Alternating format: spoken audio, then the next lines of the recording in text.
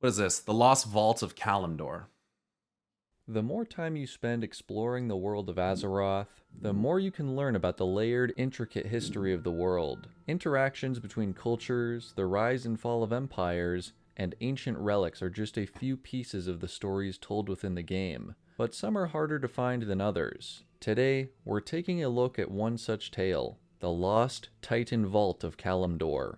This is a secret that even Blizzard has made efforts to erase, but I'm excited to share with you a trove of evidence in favor of this theory. I'll be going over some important history, then outlining all the clues that point toward this secret, and by the end of this video, maybe you'll see a part of the game in a whole new way. As always, thank you for your fun comments and support, and with all that being said, let's get right into it. The Grey Land of Desolace is perhaps the least vibrant in the entire game, a wasteland where few creatures live, and even fewer thrive. Cultists and demons have found their way to this secluded corner of the world, and Naga now prowl the shorelines hunting for forgotten treasures. While the Horde and Alliance do have outposts here, the marauding Centaur clans claim Desolace as their ancestral home, with rugged settlements dotting the parched land. The Centaur play a pivotal role in the history of this zone. Of course they do. Centaur and the Tauren, huh? These quadrupedal hooved dudes. Especially when considering the keystone location, Maradon, a complex of tunnels, caverns, and grottos that is the birthplace of the Centaur race. It is this history that I'm especially concerned with today, but before we consider tacking on more details to this already convoluted story, let's start with the basics. Long ago, Desolace was not a grey desert, but a fertile grassland similar to Mulgore, its neighbor. The Tauren, who knew the land as Mashan Shea, worshipped the elements and viewed the zone as a holy site. Which, the word Mashan Shea means loom of the Earth Mother, if I'm not mistaken. So it's kind of confusing because it's like, how does the word structure here work? Because this is Mash Anshe, right? Anshe is what they call the sun. Mash, you would think, would be the word for loom. But if Anshe means sun, why is it called loom of the Earth Mother? That's what's kind of confusing. So maybe there's some overlap there, or maybe this additional thing at the beginning completely changes the whole meaning of the word. But yeah, Shinzai was pointing this out to me the other day, how he's kind of confused at how it's structured, what it means. And the Tauren were mistaken in their assertions, notably. What do you mean the Tauren were mistaken in their assertions?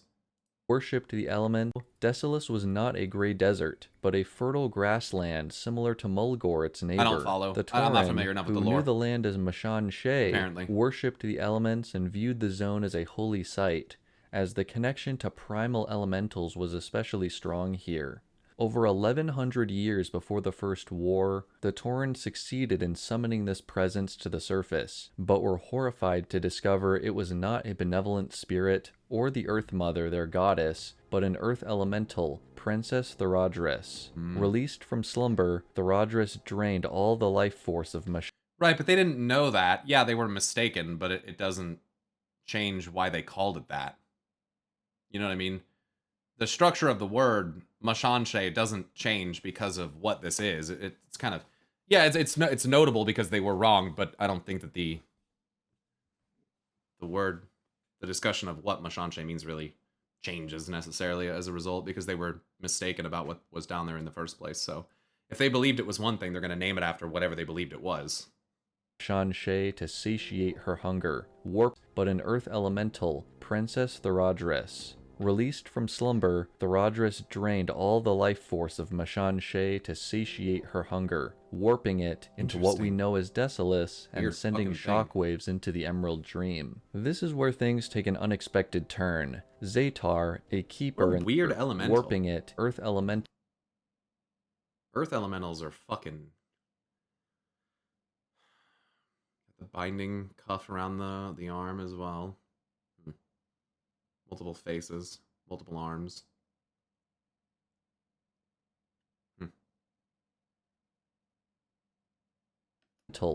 It's like kind of like Hindu god-esque, you know, multi-faced, multi-limbed. Princess Thorodris. Released from slumber, Thorodris drained all the life force of Mashan-Shé to satiate her hunger, warping it into what we know as Desolace and sending shockwaves into the Emerald Dream. This is where things take an unexpected turn. Zaytar, a keeper in the service of the wild gods, ventured to Desolace to investigate the disturbance. Instead of neutralizing the threat, Zaytar ended up siring the first centaur with the princess, an unholy union of nature and the elemental forces. The keeper was murdered by his progeny for refusing to accept them, though the centaur soon felt remorse upon realizing Thorodris still loved him. As recompense, the centaur worked with the princess to construct a memorial to their sire, which released Zaytar's life energy and turned the deepest parts of the cavern into a lush paradise. These hidden passageways, once known as the Crystal Caverns of Terramok, were rechristened along with the rest of the region as Maraudon, and for 1,000 years would be the holiest site for the centaur as they continued to proliferate across central Kalimdor. That's basically the history of Maraudon we learn about when we're introduced to the centaur and Desolace in Classic WoW. However, there is much more to uncover here. With that background in mind, I'd now like to introduce another element into this mix, the Titans and their ordering of Azeroth.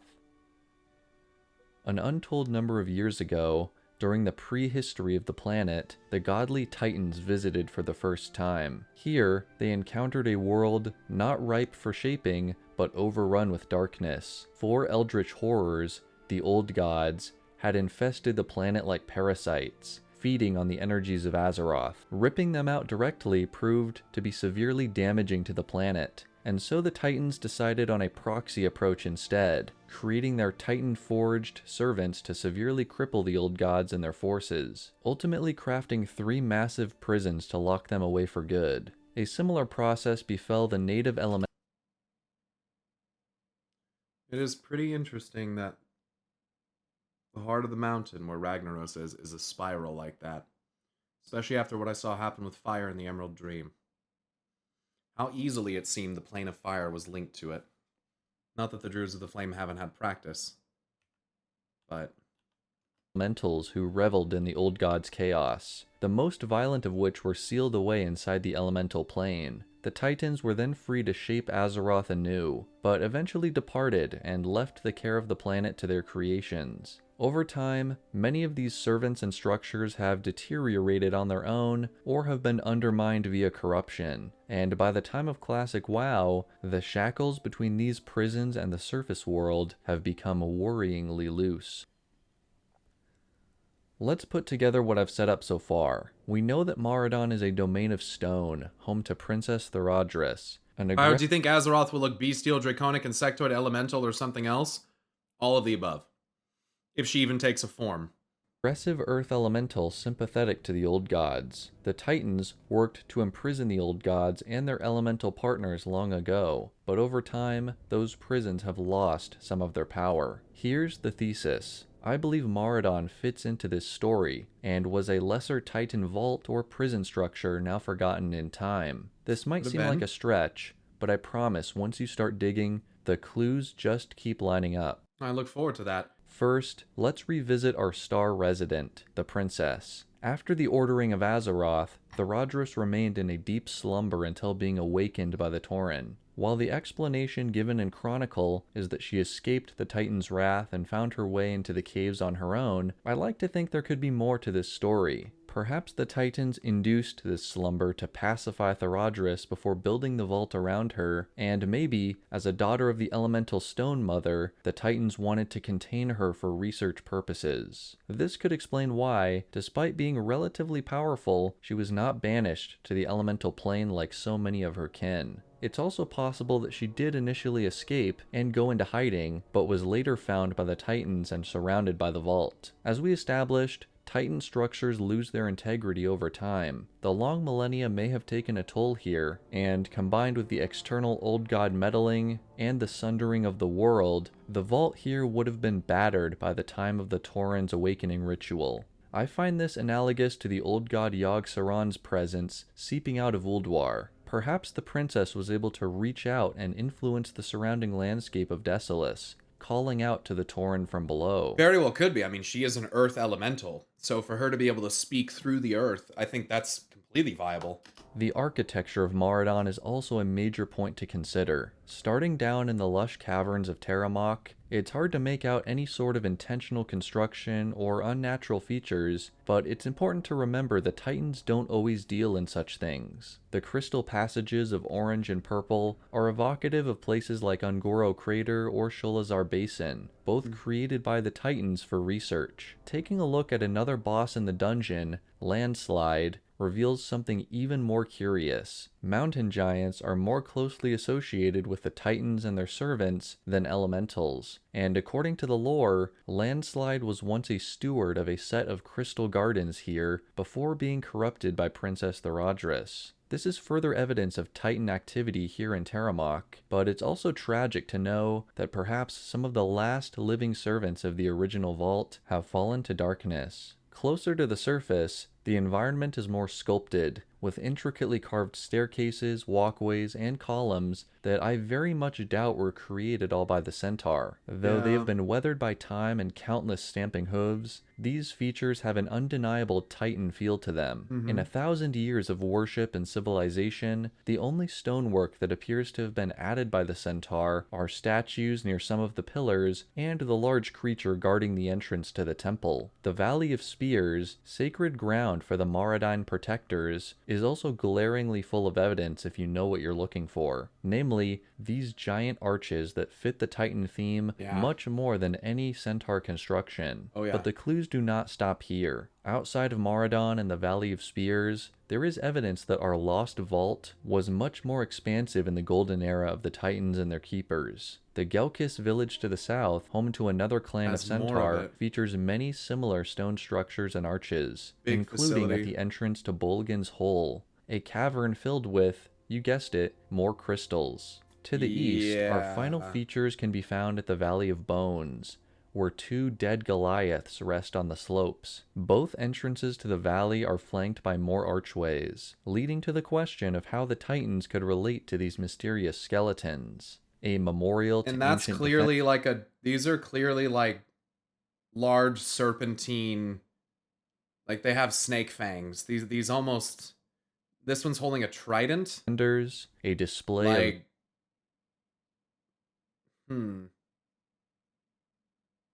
Big dead serpent creatures. Victory over the old god's forces, or perhaps an exhibit of primal beings that existed Sea giant, do you see the snake head? Before even the arrival of the Titans. But it doesn't mean it couldn't have come out of the water. Yeah, it could have. We can't know Probably for did. sure. But that's like a giant Hakar. Definitely one of the stranger locations in Desolus, and it's even more curious now that we can connect it back to our lost vault. Why do you need an archway that big? That's real big. And these are huge. And these are pretty deep, deep little valleys we're in here. I like to think about where water could have used to exist. With all this evidence in mind, this theory of a forgotten...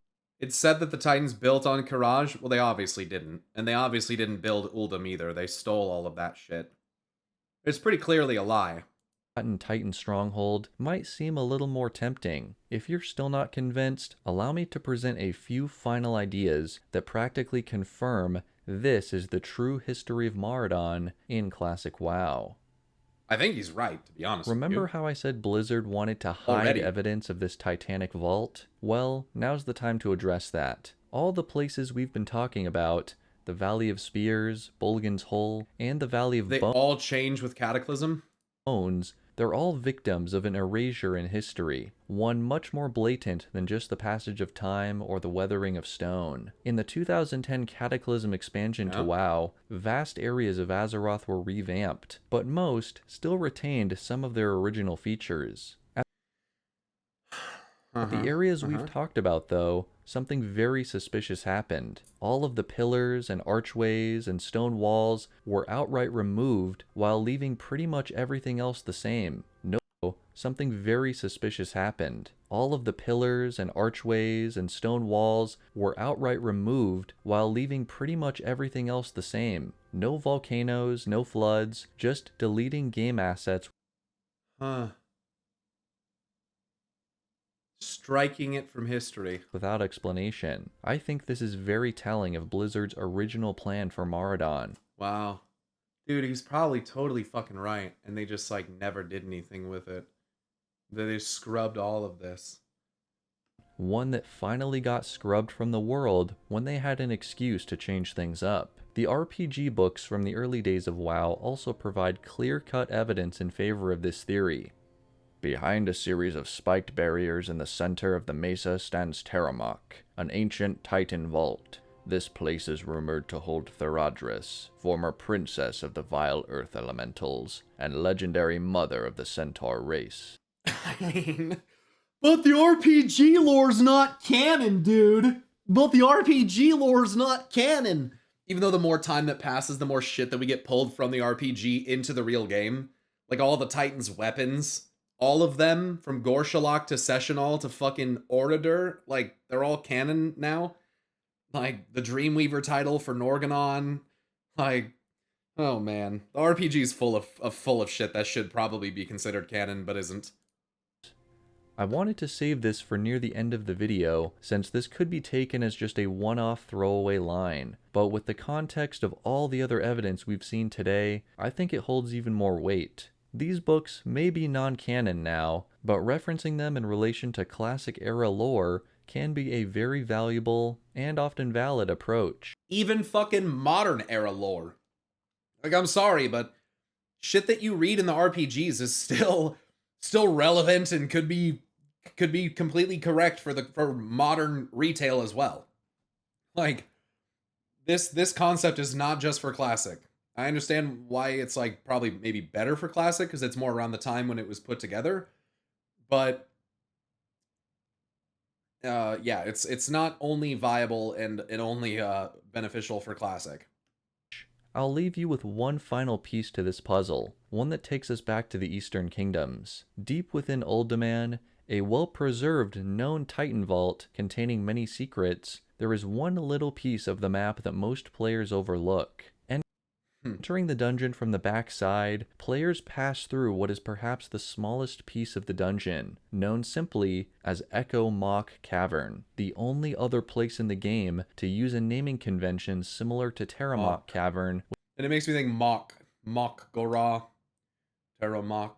I don't know. Within Maradon. If that's not a worthy parallel and clue to end on, I don't know what is. Thank you all so much for watching. Now that everything is out on the table, do you think Kalimdor and Blizzard are indeed keeping a lost Titan Vault a secret? I think Maradon being the long-lost remnants of an ancient stronghold is such a lore treat, and an idea that I fully support. I think it's correct. And maybe now I think he's right. You'll see this. Look at this fucking place. Like, look at all this dream water life growing all over the shit, dude.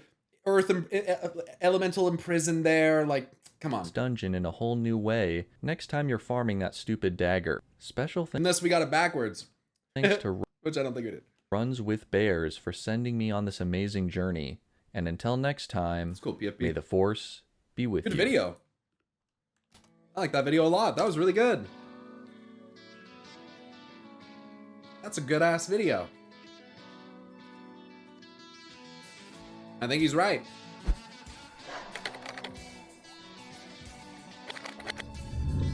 A revamped Maradon would be cool. That would be pretty sick. Yeah, great video. Thanks for recommending that.